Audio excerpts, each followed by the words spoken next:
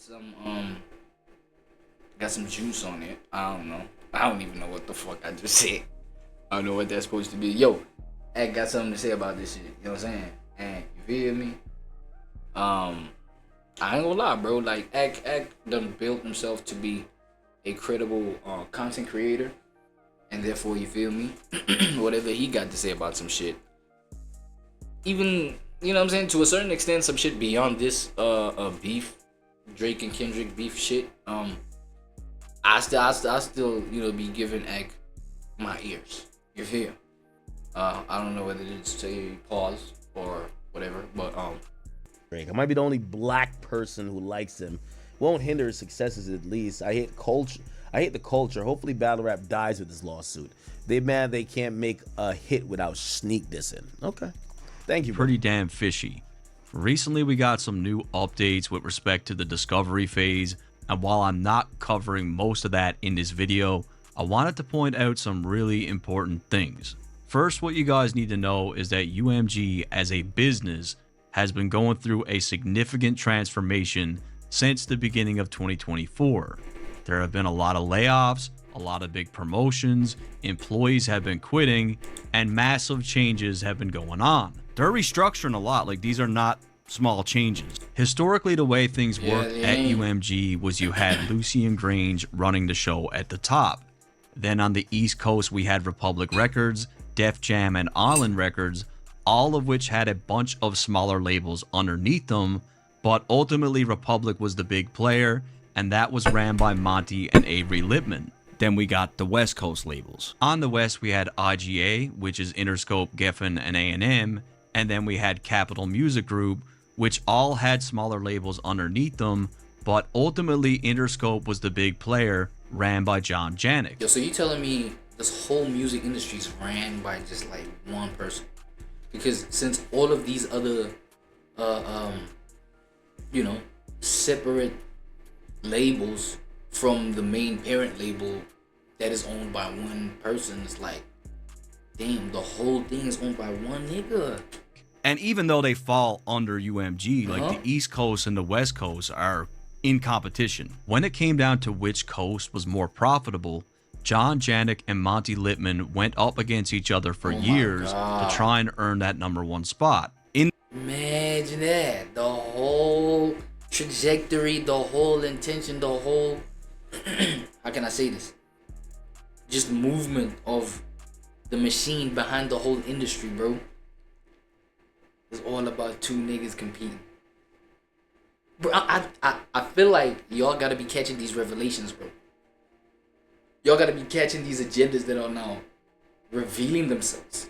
What? In the corporate world, they're both climbers, right? So the goal at the end of the day is to take Lucian's seat. With that said, Republic has always dominated, and a major reason for that is because... Now, just quick little comment. So, people go at Drake for, you know, appropriating people's culture. Yeah, cultural imprints and just cultures, bro, right? In general. Just how he would go onto XYZ environment, be that environment for profit, exploit it, use it a little bit to get the love, get the connect, get the familiar out of that environment, then move on to the next one, on to the next one, on to the next one, like that. So since people felt disrespected by that, isn't this like a colossal version of that shit? Because bro, think about it. This is all a tournament, right? Between two guys that are going head to head with one another. You feel me? Winner takes God's seat, bro. You know what I'm saying? Grainge's seat, nigga. You feel me? So now, since these guys, and the whole industry, bro, since these parent little labels, little child labels, because, you know, the East Coast thing and the West Coast thing, I didn't get. This is Republic Records? No. Yeah, whatever. That East Coast thing, West Coast thing, right? That's the parent for these other little ones, right? And it's like, look at that whole network of just expanded sectors within the music industry via these labels. Everything is because, like, okay, this guy, we established this so that this guy can be the one running this in the East, and then this one will run it in the West. But then now, let's see who comes out at the top. And that's the reason why we got shit like charts. That's the reason why we got shit like, you know what I'm saying? Because of how this guy can sell whatever is under him. Bro, look at it in that sense, right? Switch off your entertainment brain for a little bit. Your amused brain, right? Your veiled brain for a little bit, bro, a little bit. Yo, this whole shit is a tournament, bro. And that is all on the backbone of, okay, it's not only hip-hop, right? It's not only hip-hop genres that are signed under these top labels, right? It's other genres, but obviously it's like, yo, isn't this like appropriating the culture of art, bro? Is there such a thing? The culture of art. Well, how people express themselves and all of that shit. The only way that you could think about it, the only way now you could get an opportunity to be a superstar, whatever, is if, you know what I'm saying, your expression of your art, the expression of yourself, basically your art, yourself, right, is whether that expression can be sold the best. Isn't that an appropriation of like the expression of yourself? Because your art is yourself. Come on, bro. Damn, I wish I could like say it in a more concise way, bro. A more like straightforward way. I hope y'all get it though. They have Drake and Taylor Swift. In fact, every year besides 2020, John Janik of Interscope has lost to Monty Lipman of Republic. This is a huge deal when it comes to which guy ultimately takes over the reins when Lucian leaves. The board of directors look at a lot of different things, but performance metrics and profitability are at the top.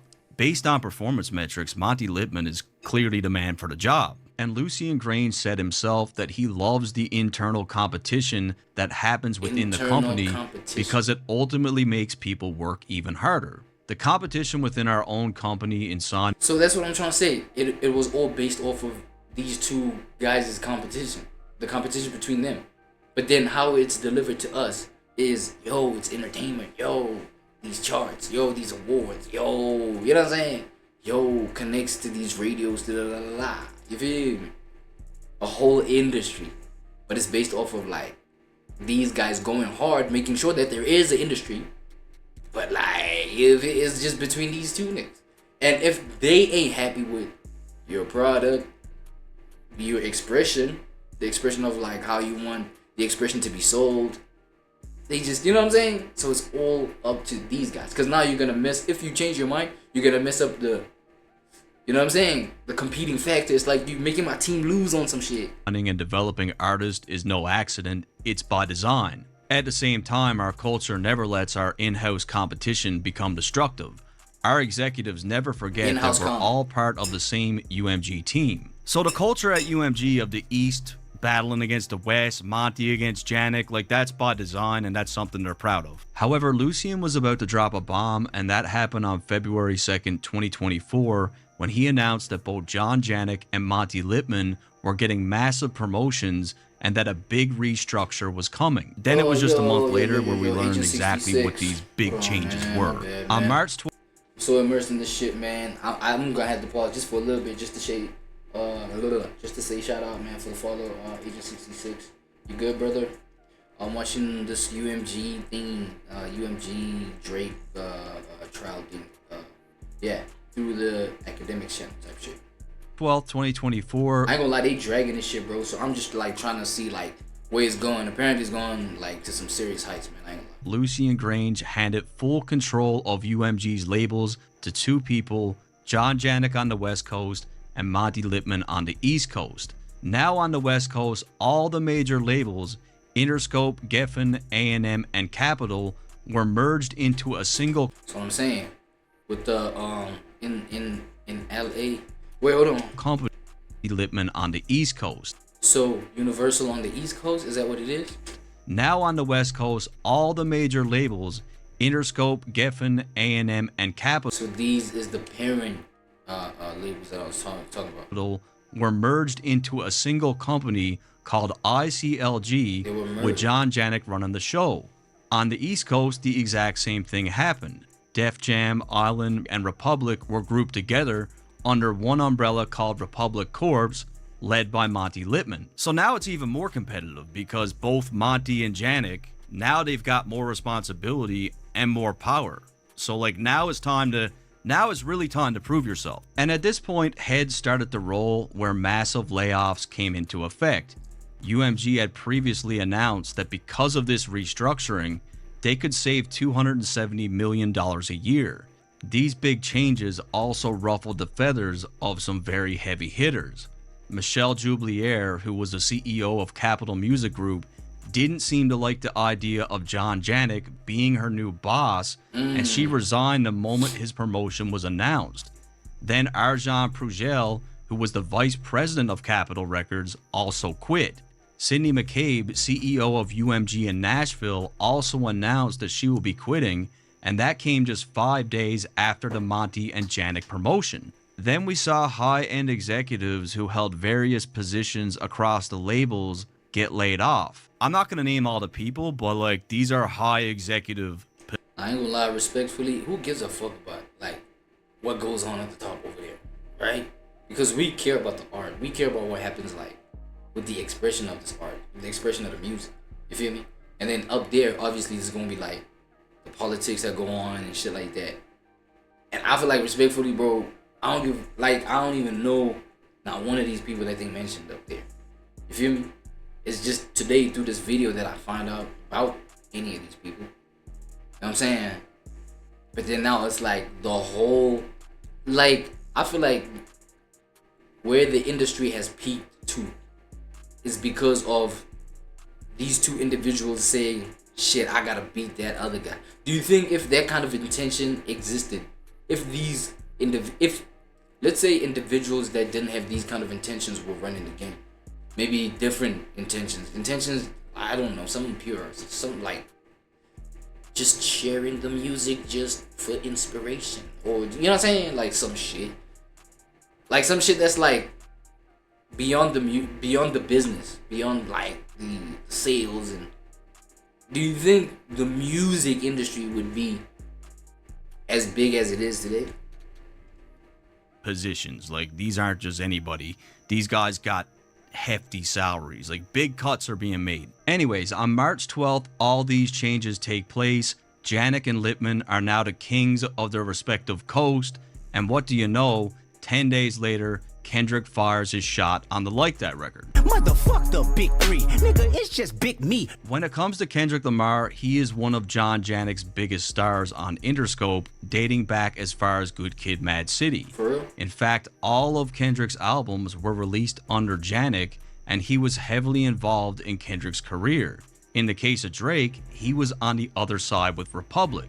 Not only was he one of the main reasons for over a decade and why Janik struggled to clinch the #1 spot, but Drake's contract was coming to an end and the writing was on the wall that he might be leaving. For that reason, tensions were likely already pretty high between Monty Lipman and Drake. And these were the ingredients that came together that made for a perfect storm. Kendrick closed out his deal with TDE and Aftermath Interscope 2 years prior, with Mr. Morale being his last project. It was from that point forward where Kendrick was considered 100% independent under his own label, PG Lang. It really seems like the Like That verse from Kendrick, that was an independent release. However, all that was about to change as Drake took the bait, dropping Push-Ups on April 13th and Tailor Made on April 19th, and for some unknown reason, Kendrick, the guy that can allegedly whip up a diss track in no time flat,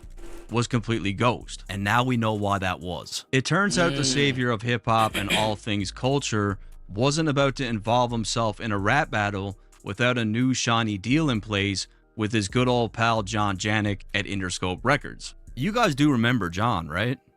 You know, the guy that got like the big promotion. He's like trying to be #1 and shit. No?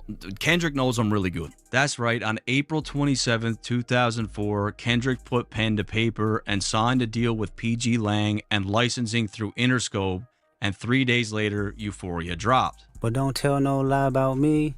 and I won't tell truths about you. So basically the reason why it took the reincarnated version of Tupac 17 days to respond was because he was in cahoots with John Janik and Interscope, discussing the best path forward so that they could both reap the benefits from the moment. Before the beef, Kendrick was cold as ice, and the newly promoted John Janik was willing to do whatever it takes to not just bring Drake down, but to prove himself. But this is where it gets extremely interesting. Kendrick dropped 4 diss records in the beef against Drake: Euphoria, 616 in LA, Meet the Grams, and Not Like Us. After that, he dropped the GNX project, but this is the major difference.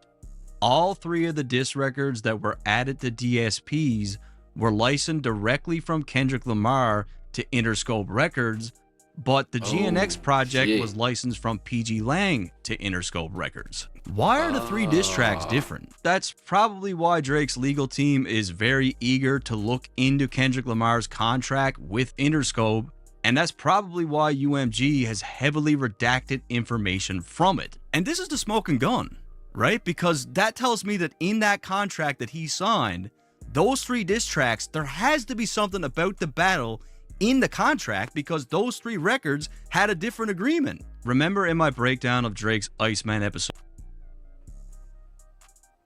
Yeah, I agree with him, but well, it was probably because, you know what I'm saying? It was probably because maybe Kendrick didn't want to involve PG Lang into like these beef things. Like, these beef things are Kendrick personally thing, right?